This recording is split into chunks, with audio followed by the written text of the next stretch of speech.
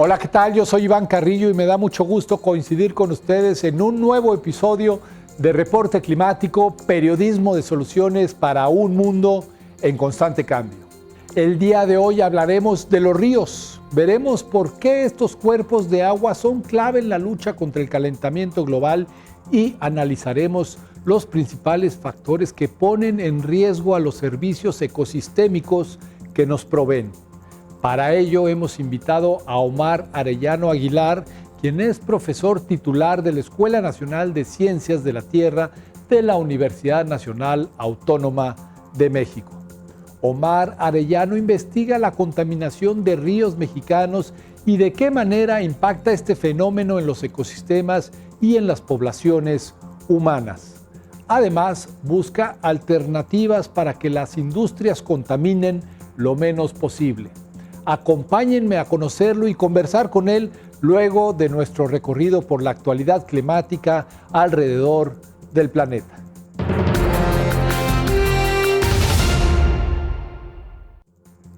Las personas trabajadoras de todo el mundo se encuentran en peligro debido al cambio climático. Un nuevo informe de la Organización Internacional del Trabajo reveló que esa parte de la población suele estar expuesta a los mayores efectos de la alteración del clima por más tiempo que el resto de los habitantes.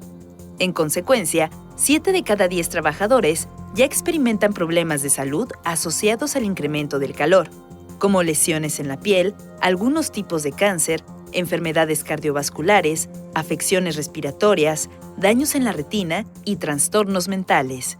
Del lado de las causas figuran el calor excesivo, la radiación ultravioleta, los fenómenos meteorológicos extremos, la contaminación del aire, las enfermedades transmitidas por vectores y los cambios en el uso de productos agroquímicos. El calor excesivo es particularmente preocupante porque lo sufren más de 2.410 millones de personas trabajadoras. Cada año provoca 22 millones de lesiones y se le atribuyen casi 19.000 muertes.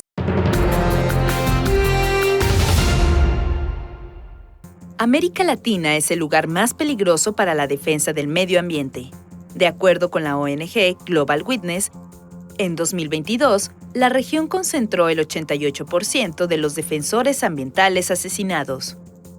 Y de los 177 homicidios registrados a nivel mundial, una quinta parte ocurrió en la selva amazónica. Con el fin de revertir tal situación, el pasado 22, 23 y 24 de abril se llevó a cabo en Santiago de Chile la tercera conferencia de las partes del Acuerdo de Escazú. Este tratado se remonta al año 2018 y busca, entre otras cosas, garantizar los derechos y la seguridad de quienes protegen a la naturaleza en América Latina y el Caribe. Además, pretende facilitar que los países cumplan con sus compromisos en materia de cambio climático y pérdida de biodiversidad. Mediante un boletín, Climate Tracker señaló que el principal logro del reciente encuentro fue la aprobación de un plan de acción regional que exige a los estados generar entornos propicios para que la defensa del medio ambiente se pueda ejercer con libertad y sin discriminación, amenazas, restricciones ni riesgos.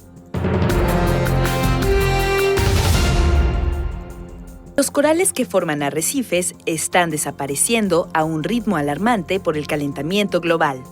Estos animales viven en simbiosis con unas microalgas fotosintéticas que les aportan nutrientes a cambio de un hogar estable.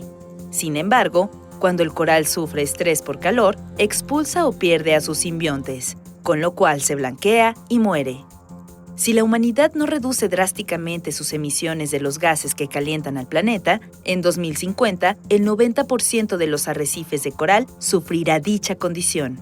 Para ganar tiempo frente a esta amenaza, el investigador Matthew Nitschke, del Instituto Australiano de Ciencias Marinas, tomó algunas microalgas y las cultivó en acuarios, exponiéndolas gradualmente a un aumento de temperatura.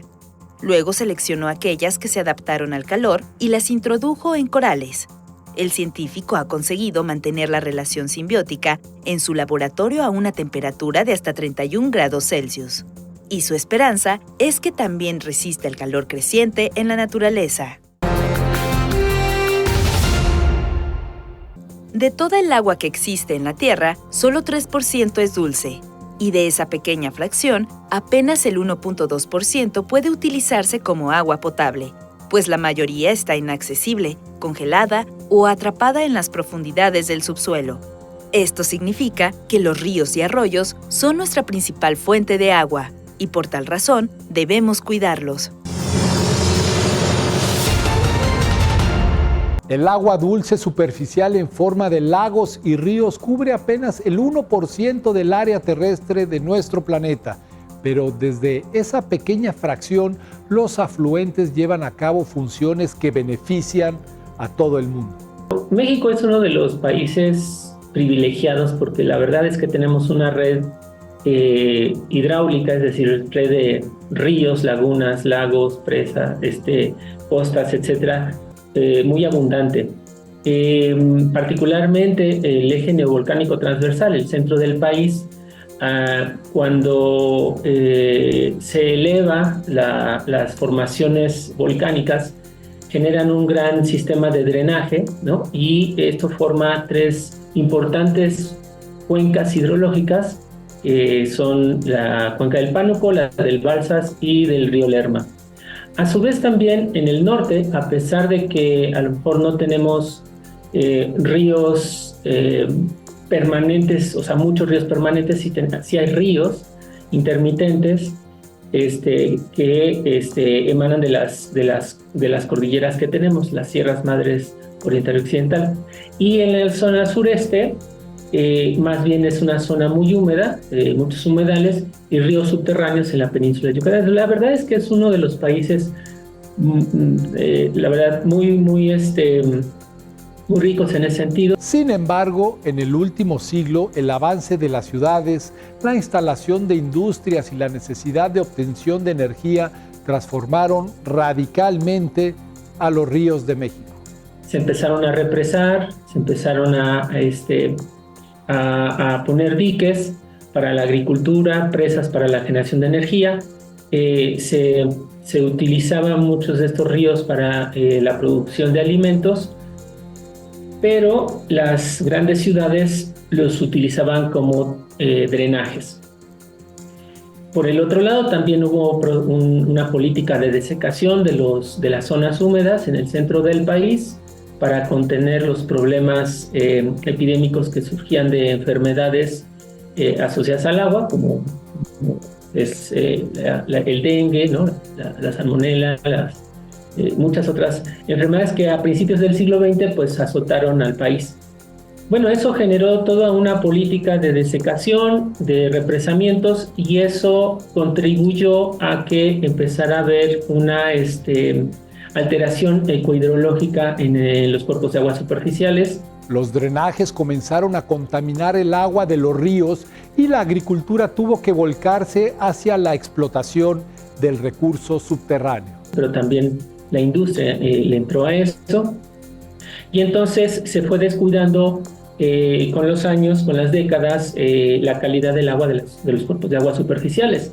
No tanto así, pues, el abastecimiento.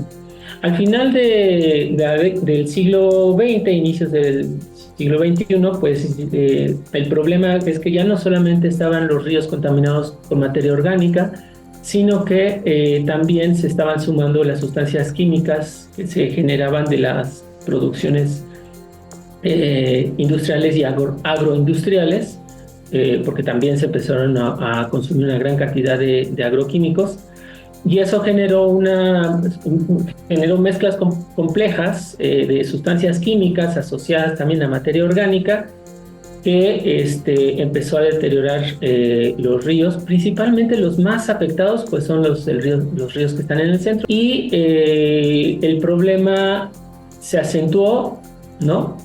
Han desaparecido poblaciones de peces mexicanos. Eventualmente las afectaciones terminaron alcanzando a los seres humanos y entonces surgió un movimiento de concientización.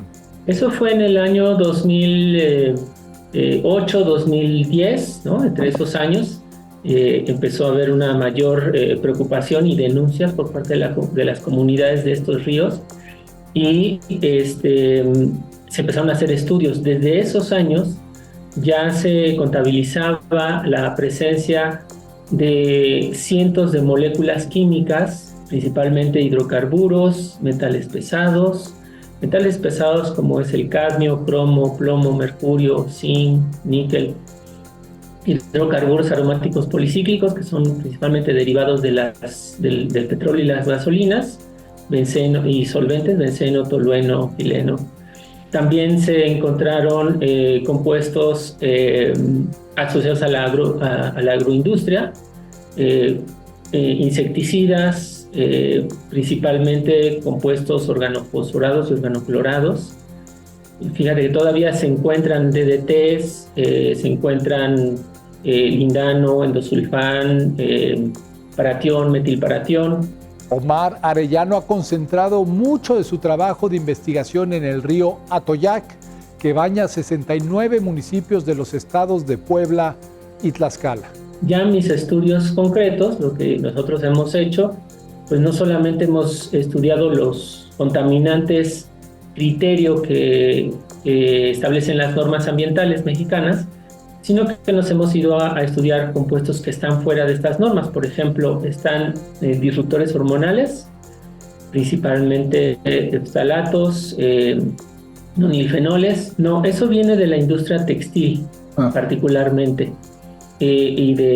pero de muchos giros de la industria textil, no solamente de ropa, sino también de otros tipos de textiles y de producciones de plástico, derivados de plástico.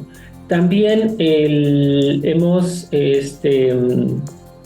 hay estudios muy recientes donde ya, no míos, pero sí de otros colegas, donde encuentran fármacos, principalmente antibióticos y microplásticos. Estos materiales miden menos de 5 milímetros y son de especial preocupación porque pueden incorporarse a las redes alimentarias. Porque en un principio pues solamente observábamos la contaminación de los cuerpos de agua superficiales. Muchas de las instituciones, especialmente con agua, lo que hacían era intubar estos ríos, drenarlos, sacarles los sedimentos para facilitar el flujo. Sin embargo, el problema es que estos contaminantes se van percolando y entonces se hacen plumas de contaminación hacia el subsuelo, contaminando los mantos freáticos y contaminando los pozos de agua de los cuales nos estamos abasteciendo. Por el otro lado, muchos de estos contaminantes tienen una dinámica bien interesante porque algunos de ellos se quedan en los sedimentos, otros en la columna de agua, pero muchos también se volatilizan.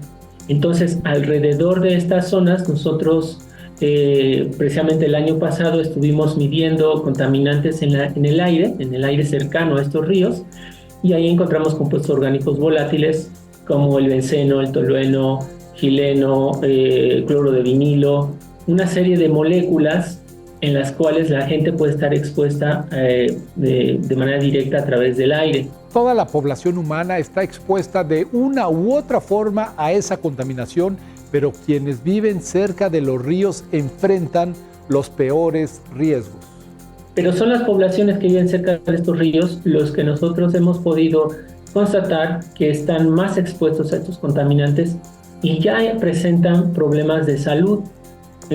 Algunos de estos problemas de salud, los más destacados o los más preocupantes, es la insuficiencia renal en niños y la leucemia aguda en niños también. En general estamos observando que los daños se están presentando en los niños, en los menores de edad, y son problemas crónicos que cuando llegan a la edad de adolescentes o adultos jóvenes, ya hay problemas de salud irreversibles, como es el daño renal.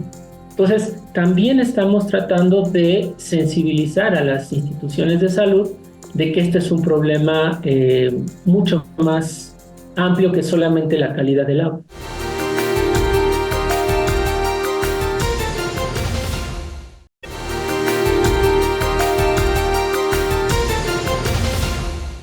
Los ríos y arroyos de México suman una longitud de 633,000 kilómetros.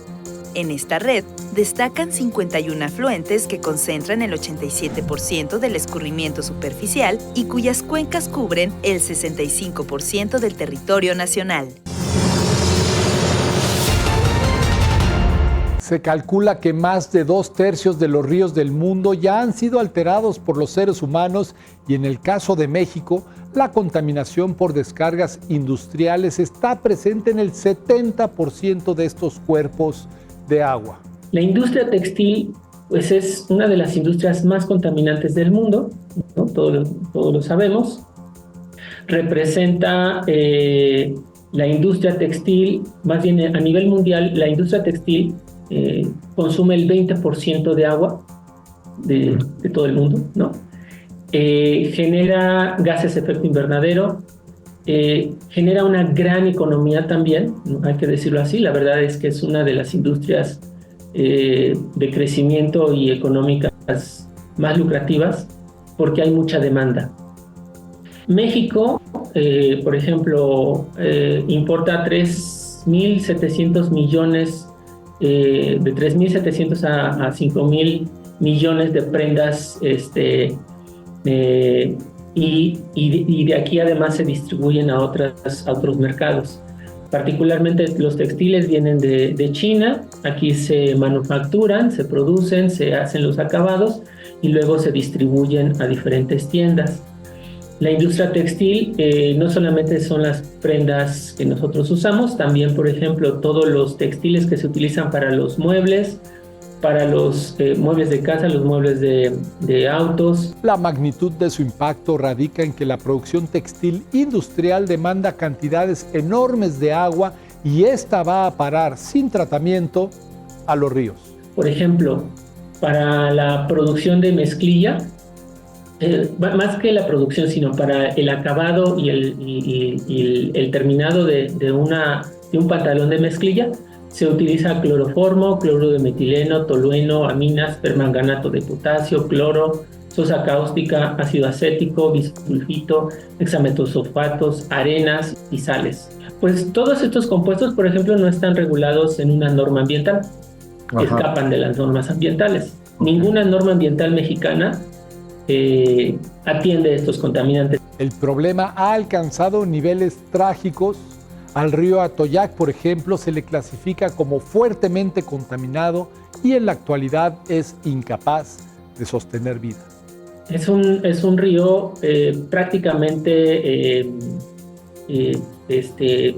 muerto en términos de que no hay biodiversidad acuática. O sea, hay todavía vegetación asociada a ella, pero no hay ni siquiera insectos acuáticos que vivan en este río. Bueno, ahí tenían, o sea, los reportes de la gente de la localidad, pues además de que había peces de los cuales se alimentaban, una diversidad de peces, anfibios, todo tipo de ranas, también decían que había nutrias. La verdad es que pues eso nosotros ya nunca lo vimos, y son ríos y es un río que pues prácticamente pues es un drenaje. Por fortuna existen ejemplos de ríos de Estados Unidos y Europa que se han recuperado de los escenarios más dramáticos. Estaban en las mismas condiciones que los que tenemos aquí en la década de los 60, 70 y actualmente son ríos que ya tienen vida y están vivos. Bueno, primero que nada, fue un interés para recuperar la vida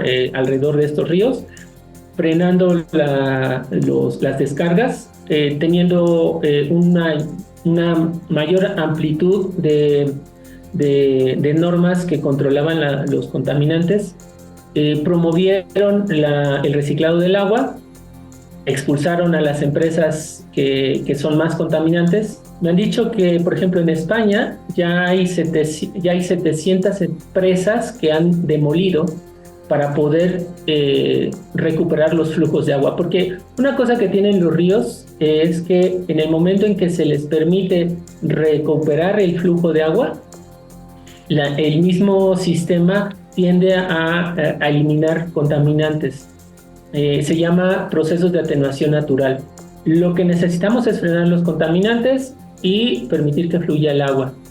Eso es una de las políticas que se están que llevan ya varias décadas allá, también en Estados Unidos, y que aquí pues no ha llegado porque desafortunadamente yo siento que hay una muy mala historia del manejo del agua en México a nivel institucional. En un contexto de cambio climático, corregir el rumbo del manejo de los ríos mexicanos es urgente. Por nuestra posición geográfica estamos muy vulnerables a los impactos del cambio climático. Nosotros vamos a sufrir sequías intensas y lluvias intensas, o sea, los extremos. Nos vamos a ir a los extremos y ya lo estamos viviendo. La fuente de agua principal que puede de cierta manera escaparse de estos impactos es el agua subterránea. Esas fuentes de agua subterránea son seguros para todos nosotros y en todos los usos, no solamente la parte urbana, sino la productiva, la generación de alimentos. Si nosotros estamos ahorita explotando agua subterránea, nos estamos acabando estas reservas de seguros climáticos.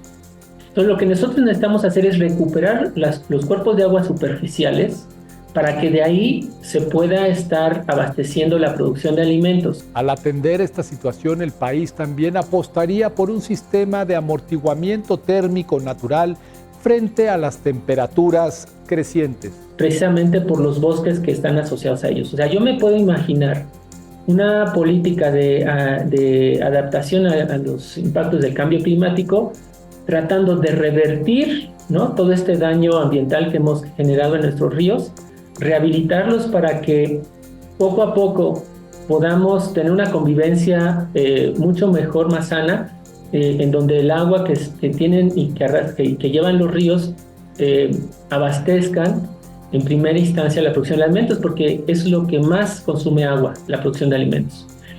Y podamos reducir el consumo de agua subterránea. Pero para que eso sea posible es necesario modificar la estructura actual de la gestión del agua en el país. Y esto lo podemos hacer en los próximos 20 años si realmente deseamos tener una viabilidad, ¿no? O sea, yo me imagino un 2050 con ríos recuperados como los que están en otras partes del mundo, que permitan a la población amortiguar de cierta manera los cambios extremos en el clima en este país. Resolver el problema, porque el problema no se resuelve solamente denunciando, se resuelve también sumando a otros sectores y principalmente al sector industrial. Esto fue Reporte Climático, periodismo de soluciones para un mundo en constante cambio. Mi nombre es Iván Carrillo, muchas gracias por su compañía y hasta la próxima.